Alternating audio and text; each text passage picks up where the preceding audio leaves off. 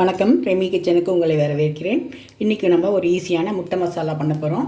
இது ரொம்ப ஈஸியானது, எப்பவும் சொல்கிற மாதிரி தான். ஃபஸ்ட்டு கொஞ்சமாக கடாயில் எண்ணெயை ஊற்றிக்கணும். கொஞ்சம் எண்ணெய் போதும், அதிகம் வேண்டாம். கொஞ்சமாக வெங்காயம் போட்டுக்கணும். நான் பெரிய வெங்காயமாக ஒரு வெங்காயம் எடுத்துருக்கேன். வெங்காயத்தை கண்ணாடி பதம் வர்ற வரைக்கும் நல்லா கொஞ்சம் வதக்கிக்கணும்.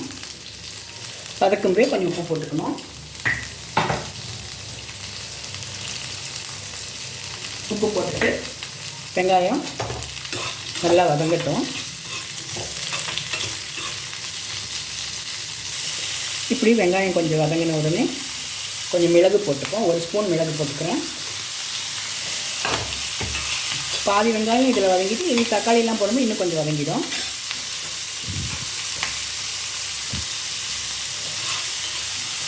மிளகு காரம் தான் இதில் அதிகமாக இருக்கும். கொஞ்சமாக தக்காளி போட்டுக்கலாம். 2 தக்காளி போட்டுக்கோங்க. ஒரு பெரிய வெங்காயம், ஒரு 2 தக்காளி.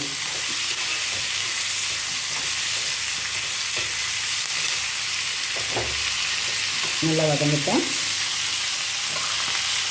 வதங்குமே கொஞ்சம் இஞ்சி பூண்டு பேஸ்ட்டும் போட்டுப்போம். ரொம்ப கடகடன்னு ஈஸியாக செய்திடலாம். இதை சப்பாத்தி, இட்லி, தோசை, சாதம் எல்லாத்துக்குமே சாப்பிடலாம். ரொம்ப நல்லாயிருக்கும். சிம்மில் வச்சுக்கோங்க, தீஞ்சு போக வேண்டாம்.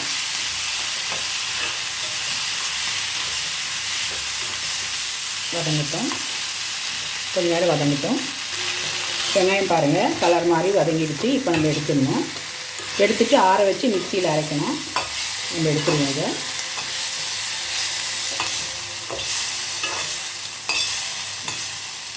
ஆறின அப்புறமா மிக்சியில் அரைக்கலாம். இப்போ ஸ்டவ் ஆஃப் பண்ணிவிடுவோம். முட்டையை இந்த மாதிரி 6 முட்டையை நான் இந்த மாதிரி வேக வச்சு தோல் உரித்து இந்த மாதிரி கட் பண்ணி வச்சுருக்கேன். இந்த மாதிரி கட் பண்ணி வச்சுருங்க. ஆறின உடனே இந்த மசாலாவை அரைச்சிடுவோம். அது வரைக்கும் வெயிட் பண்ணலாம். இப்போ நம்ம திரும்பவும் ஸ்டவ் ஆன் பண்ணிப்போம். கடாய் கொஞ்சம் சூடாக தான் இருக்குது. இந்த டைம் நம்ம கொஞ்சம் எண்ணெய் விட்டுப்போம். எண்ணெய் கொஞ்சம் ஒரு 2 ஸ்பூன் எண்ணெய் இருக்கணும். எண்ணெய் சூடானோடனே இதில் கடுகு தாளிக்கக்கூடாது, ஜீரகம் தான் தாளிக்கணும். ஏன்னா ஃபஸ்ட்டு மிளகு போட்டு அரைச்சிருக்கோம். வதக்கிட்டு மிளகு, வெங்காயம், இஞ்சி பூண்டு பேஸ்ட்டு, தக்காளி தான் நம்ம வதக்கியிருக்கோம். இப்போ நம்ம ஜீரகம் போட்டு தான் தாளிக்கணும். இதுக்கு ஜீரகத்தோட வாசனை தான் இதுக்கு இருக்கணும். சூடாகட்டும்.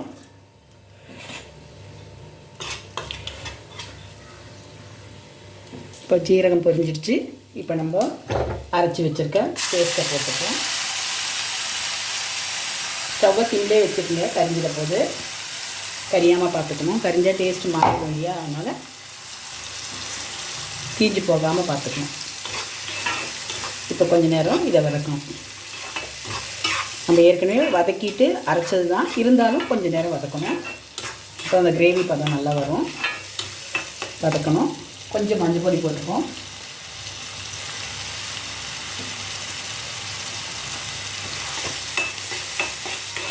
உப்பு கரெக்டாக இருக்கான்னு இப்போ செக் பண்ணிக்கலாம். நம்ம வெங்காயம் வதக்கும் போது தானே உப்பு போட்டோம்.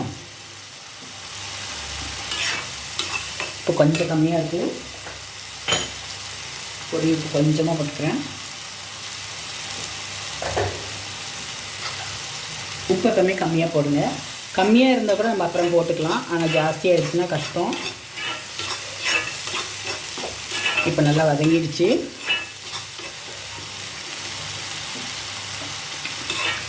நல்லா டேஸ்ட்டாக இருக்குது.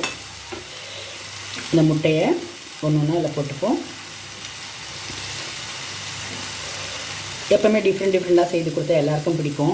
ஒரே மாதிரி முட்டை தக்காளி தொக்கு, முட்டை ஆம்லெட்டு, முட்டை பொரியல் இப்படியே பண்ணுறதோட நம்ம கொஞ்சம் டிஃப்ரெண்ட்டாக செய்து கொடுத்தோன்னா எல்லோரும் கொஞ்சம் விரும்பி சாப்பிடுவாங்க வீட்டில். ஸ்டவ்வை சிம்மில் வச்சுக்கோங்க.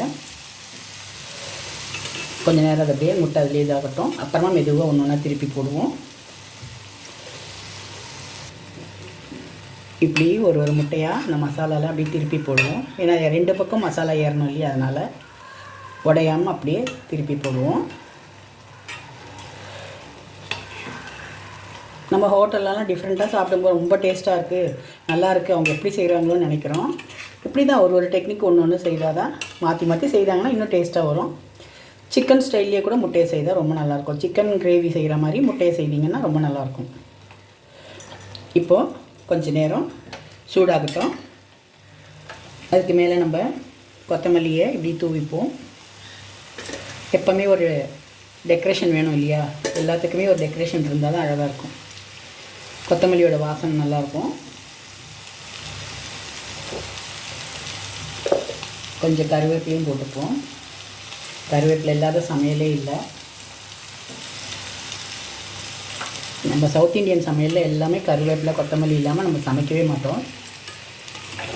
அதனால தான் நம்மளோட ஸ்பைசி எல்லாருக்குமே ரொம்ப பிடிக்குது. நம்மளோட மசாலா எல்லாருக்கும் ஒத்து போகும், வயிற்றுக்கும் எல்லாருக்கும் பிடிக்கவும் செய்யும். அதனால தான் நம்ம நல்லா ஹெல்த்தியானதை போட்டு செய்கிறோம். நேச்சுரலாக இருக்கிறத ஹெல்த்தியானதை போட்டு செய்கிறதுனால தான் எல்லாருக்கும் ரொம்ப பிடிக்குது. சவுத் இந்தியன் டிஷ் எல்லாமே நல்லா இருக்குன்னு எல்லாருமே சொல்லுவாங்க. அது எதனாலனா நம்ம நல்லா கேர் எடுத்து நேச்சுரலான பொருளுங்களை போட்டு டேஸ்டியாக செய்கிறோம், பொறுமையாக செய்கிறோம். அதனால தான் நம்மளோட டிஷ் ரொம்ப நல்லாயிருக்கு. சவுத் இந்தியன் டிஷ் தான் பெஸ்ட்டு. எங்கே பார்த்தாலும் எல்லாருமே சொல்லுவாங்க. நார்த் இந்தியன் வந்தால் கூட சவுத் இந்தியன் டிஷ் சாப்பிட்றாங்க. எதனாலனா நம்ம டேஸ்ட் அவங்களுக்கு பிடிச்சிருக்கு. நம்ம மசாலா அவ்வளோ நல்லா இருக்குல்ல, அந்த மசாலாவோட டேஸ்ட்டும் எல்லாருக்கும் பிடிக்குது. அவ்வளோதான், முட்டை கிரேவி ரெடி ஆகிடுச்சு. முட்டை மசால், முட்டை கிரேவி சொல்லலாம், ரெடி ஆகிடுச்சு. இன்னும் கொஞ்சம் நேரம் ஒரு 5 நிமிஷம் கழித்து நம்ம ஆஃப் பண்ணிவிட்டு ஸ்டவ் ஆஃப் பண்ணிடலாம். அப்படியே சாதத்துக்கு, ரசம் சாதத்துக்கு, சாம்பார் சாதத்துக்கு வச்சு சாப்பிட்லாம். இல்லை சப்பாத்திக்கு, தோசைக்கு கூட தொட்டு சாப்பிட்லாம். ரொம்ப நல்லாயிருக்கும், ஈஸியானது. வெங்காயம், தக்காளி, மிளகு, இஞ்சி பூண்டு பேஸ்ட்டு, அப்புறம் என்ன ஜீரகம் தாளிச்சிட்டு அந்த மசாலா கொட்டிட்டு முட்டையை போட வேண்டியதாக. ரொம்ப ஈஸியானது. எல்லாருமே ட்ரை பண்ணலாம். இதை ட்ரை பண்ணி பார்த்து எப்படி இருக்குன்னு எனக்கு சொல்லுங்கள். ரெமி கிச்சன் எல்லோரும் சப்ஸ்கிரைப் பண்ணுங்கள், லைக் பண்ணுங்கள், ஷேர் பண்ணுங்கள். தேங்க்யூ.